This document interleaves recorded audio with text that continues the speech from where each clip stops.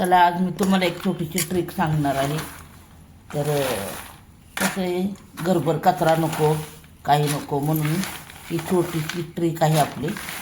शेंगदाणे भाजलेले आहेत आणि शेंगदाण्यांचा कचरा खाली फरशीवर करायचा नाही, पाखडायचं नाही मला.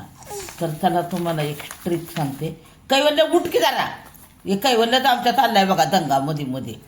तर हे बघा, हे असं हे करून घ्यायचे शेंगदाणे. आपलं हे धारा आहे, या धाऱ्याने सोड ना कैवल्य. हे बघा, हे सगळं कचरा जे आहेत ना फुलं, ती सगळी फुलं खाली पडून जातात आणि एकदम स्वच्छ असे शेंगदाणे होतात.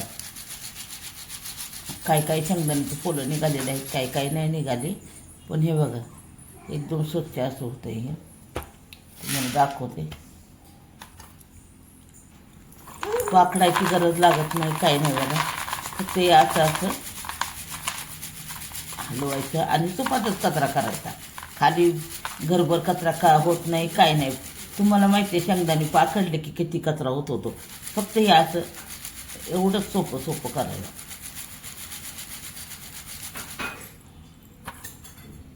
हे बघा, हे आता सर्व भरून घेतलेलं आहे मी. फक्त हे जी मोठी होलं आहेत ना, त्याच्यातून फक्त शेंगदाणे पडतात आणि ती काय आपण परत वेचून घेऊ शकतो. हे बघा, अजिबात कचरा नाही, काय नाही.